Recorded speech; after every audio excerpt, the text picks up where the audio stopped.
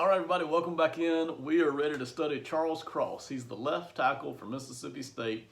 He's in the draft this year. He's going to be drafted pretty high, and we're going to talk about all the grades and all the things that I have for him today. Got a lot of stuff to look at today. I will start by telling you the teams that I studied him against and how much I studied, but then we'll look at his grades.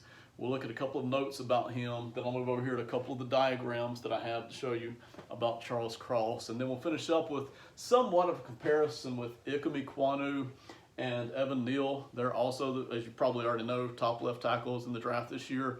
The comparisons are important because you're trying to figure out what do these players do differently. They are not identical. Just because they play the same position doesn't mean that they're identical. They go about things in different ways. And of course, with that comes some of them are better at certain things and weaker in others. So the comparisons are very important, and we'll cover all of that today.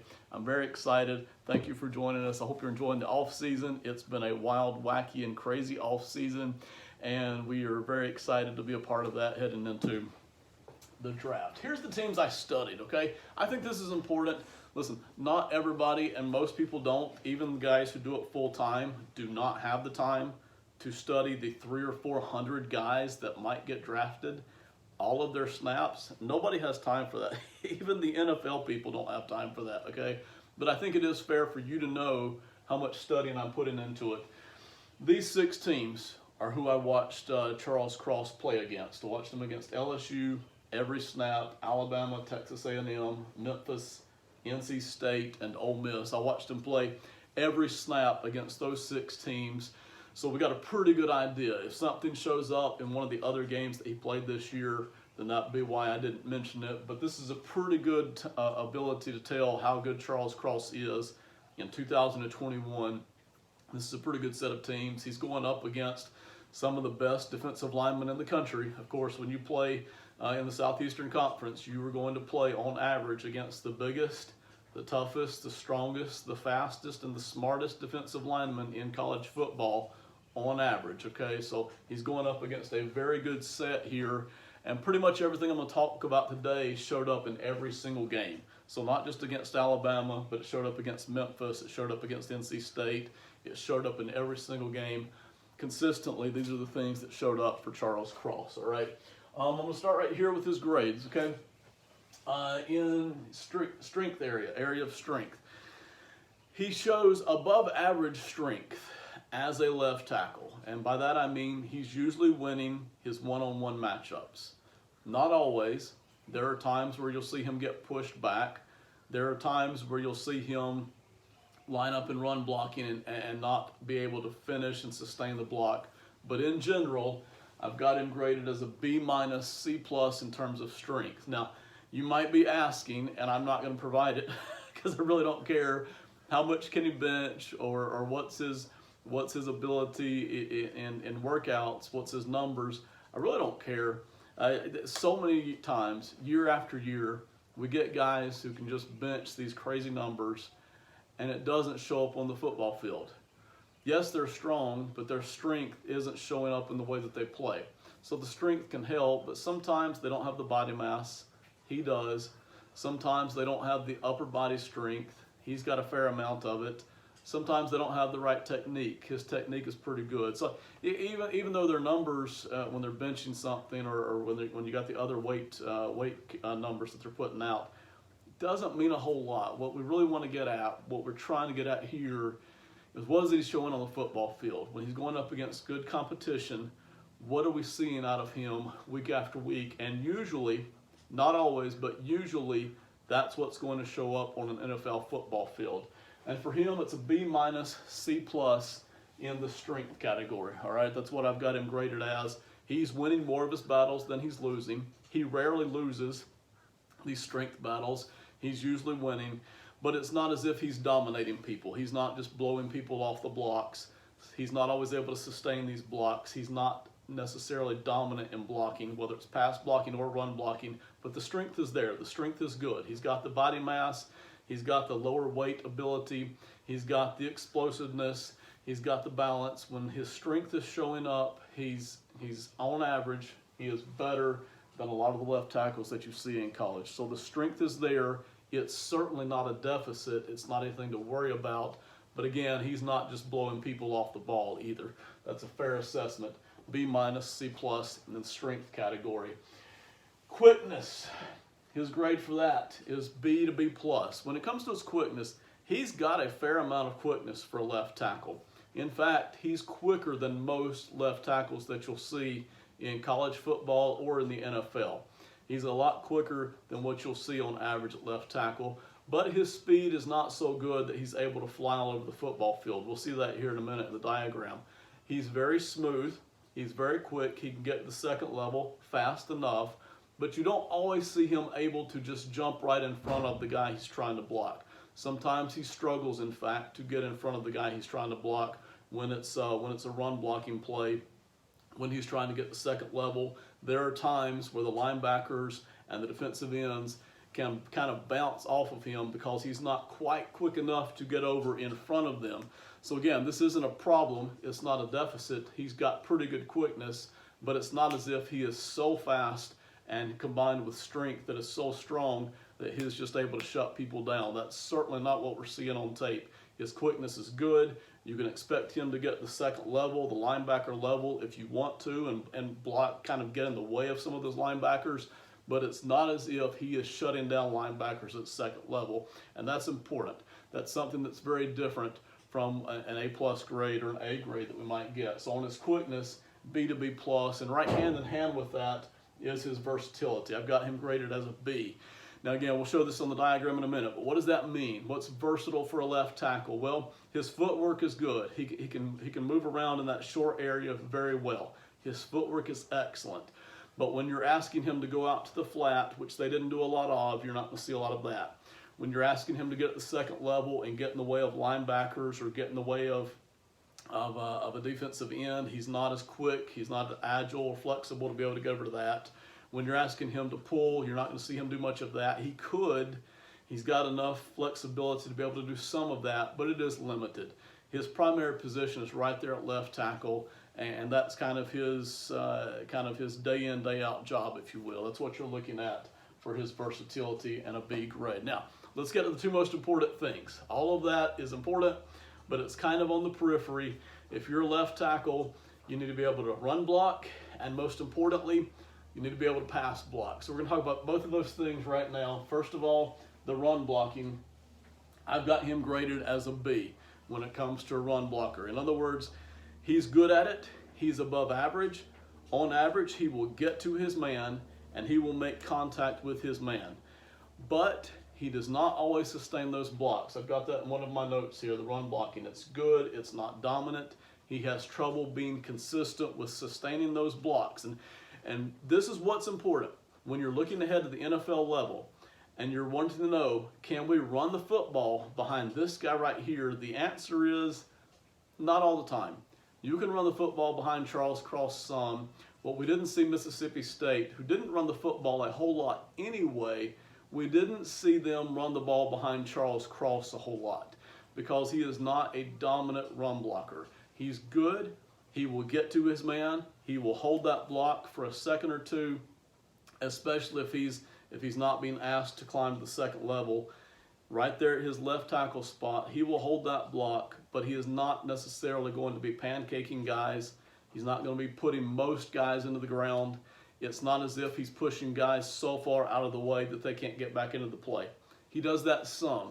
He doesn't do it all the time. So he is a good run blocker. He is not a dominant run blocker. And this was true, again, against Alabama. This was true against Memphis. This was true against Ole Miss. I think Ole Miss might have been his best blocking game, but this was true all the way across the board for Charles Cross. He's a good run blocker. You can count on him to get helmet on helmet. If he's getting to the second level, he will get to his man usually, but a lot of times those linebackers are able to slip the blocks.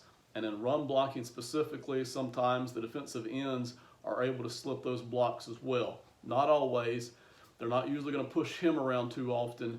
And there are plays where he can push a guy all the way out of the play, out of the camera picture completely. But on average, you're not going to see him just dominate in the run blocking game. So that's why we've got him at a B right here in the run blocking. The last one, which is the most important, pass blocking for your tackles. is the most important thing that you're going to be asked to do. And again, right here, he grades as a B in pass blocking. So before I get into his pass blocking overview, he's good at everything. He's above average at everything. He's not operating at a deficit in any of these major categories for left tackle. Pretty much good all the way around. So we like what we're seeing out of Charles Cross. But again, there's nothing at which he's dominating. And that's true in the pass blocking as well. In pass blocking, he has excellent footwork. Excellent footwork. He moves his feet so fast and so well. He has worked at it. He has been taught well. He has excellent footwork when it comes to pass blocking. Sometimes, and we'll talk about this more in the diagram too, sometimes though, he does not anchor down. I've got that in the notes. Moves his feet a lot. His balance is great, but he doesn't always anchor down. We saw this a lot, like against LSU. We saw it against Alabama a little bit. He doesn't always anchor down, and because of that, because he doesn't come to a point where he finally anchors down and stops and pushes up into the defensive end, because of that, a lot of times you'll see him actually getting pushed back into the quarterback. I'm going to mention that more than once in this video. You'll see him kind of getting pushed back into the quarterback, crowded. Now, technically, he's not getting beat by the defensive end. He's not getting beat by his man.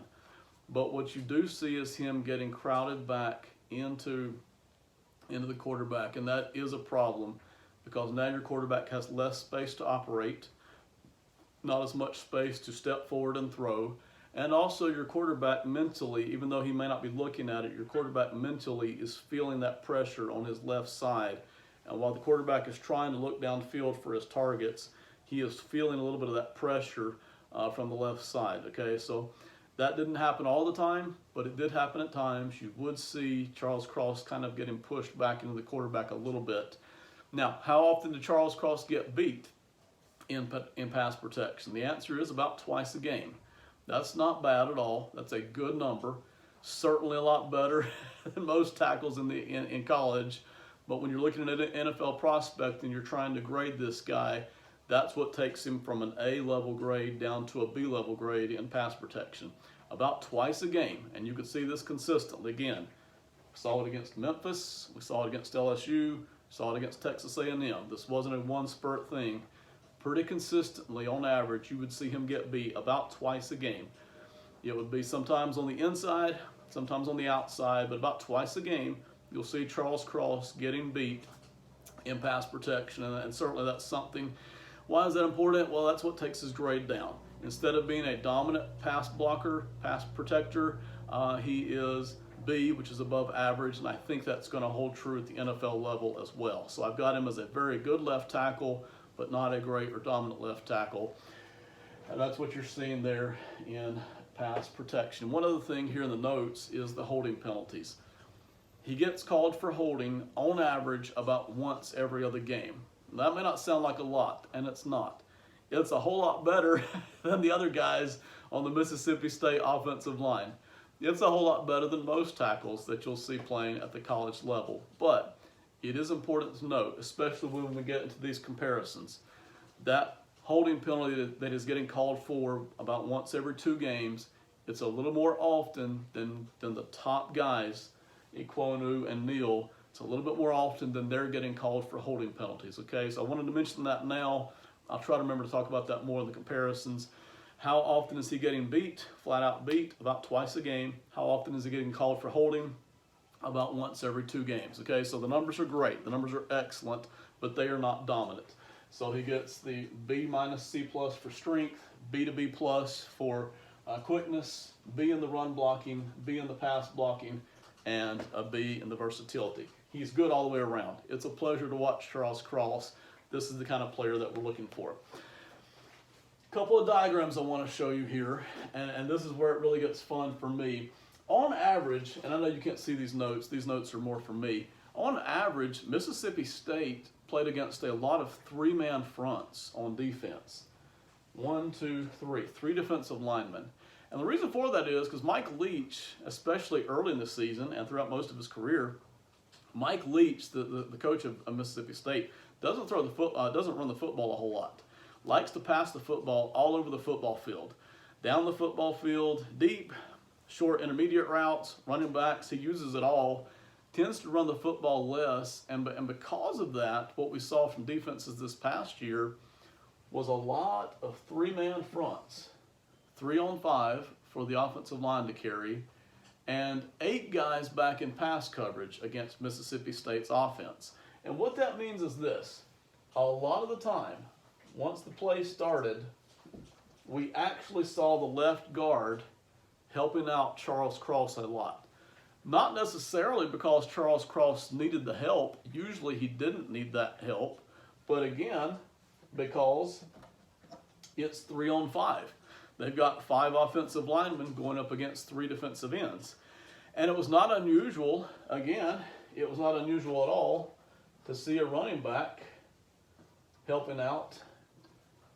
You could see this very often. We saw it against LSU a good bit. Not unusual to see a running back chipping on whoever Charles Cross was blocking. Now that's a little different. Usually when you see a running back helping a left tackle, it's because they think that he needs the help. Okay, when you see 5-on-3 and a left guard is helping out, sometimes it's just because that's who there was to block on that particular play. When you see a running back starting to chip on a left tackle, you start to think, okay, maybe the left tackle needed just a little bit of help throughout the game in his matchup versus the defensive end. I don't want to get to the comps yet, but I will mention Ekwonu and Neal almost never had help from a left guard or running back during the season that they were playing in 2021. Almost never. But it was not unusual to see Charles Cross getting that left guard help because of the 5-on-3 matchups. And it was not unusual to see him getting a little bit of chipping help from a running back, usually just to slow down the defensive ends on that outside edge. We saw that some against LSU. We saw it against Memphis. We saw it against some of the other teams. Not unusual to see that. So these are the things that you're like, well, what's the difference in these left tackles, and why are you grading this guy lower than the other guys? This is the stuff right here. This is it. He's getting more help throughout the season than some of the other guys are getting, okay? And that doesn't necessarily mean that he needed it, but certainly when you start to account for these grades, this is what takes him from an A-level pass protector down to a B level, and that's very important, okay? But one other thing that I will throw in here, because there were so many plays, and there were a lot, and again, this isn't Charles Cross's fault, but there were a lot of plays, for the running back here, there were a lot of plays where Charles Cross gets help from that left guard right there. A lot of these plays. What that means is there were a lot fewer plays for Charles Cross to be in one-on-one matchups throughout the season than there were for Ekwonu and Neal. Ekwonu and Neal spent almost 99% of the time, almost the entire season, by themselves in one-on-one matchups. And really, Charles Cross spent about 70 to 80% of the time in one-on-one matchups, which means fewer chances for him to get beat in one-on-one matchups. So when you're comparing him getting beat twice a game in pass protection, or him getting a holding penalty once every couple of games, and you're comparing those numbers to these guys, just keep in mind, he was only one-on-one matchups about 70 to 80% of the time, and they were in one-on-ones almost 100% of the time. So again, that's something to keep in mind. That's why his grades are a little bit lower than the other two guys, and we'll talk about that more again in just a second. Now, the other thing that we did see, whenever he was going up against 4-man fronts, so now we've got our 4 defensive linemen instead of 3, and he's not getting that help. It was not unusual. Put the running back over here, and here's our quarterback. This is Will Rogers. It was not unusual, and again, technically on these plays, Charles Cross is not getting beat, but it was not unusual to see him getting crowded into the quarterback. And we talked about that, but I wanted you to see it on the diagram. Not unusual to see that. If you want to look it up on YouTube, you can see some of this stuff. Maybe not necessarily the highlight plays, but when you actually watch the regular games, the videos, this is what you're starting to see from Charles Cross, okay? I went and ended up with comparisons, and I know we've already done some of that, but I do want to talk about that. On average, Ekwonu, out of these 3 players, Ekwonu, Neal, and Charles Cross, on average, Ekwonu is the better run blocker by far. He's stronger, he's quicker, he's more versatile, he's more flexible, he finishes his blocks much more, he puts people on the ground more, he's able to sustain those blocks a lot longer than either Neal or Cross, okay?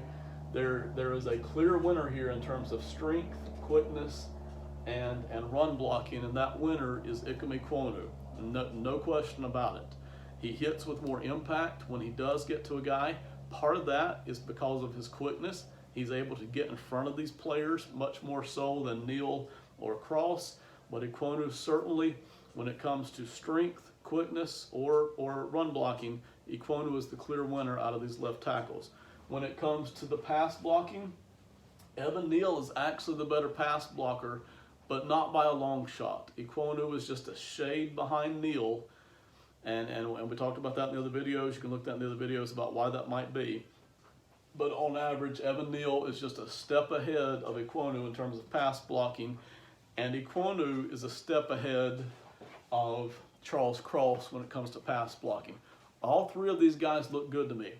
If I'm picking one, I think Ikwonu is the best prospect. I think he's got the most explosiveness. I think he's got the most going for him. But you do have that question about how good can he be against the elite edge rushers. But you have the same question here about Evan Neal. I think both of these guys right here look to be Pro Bowlers for a long time.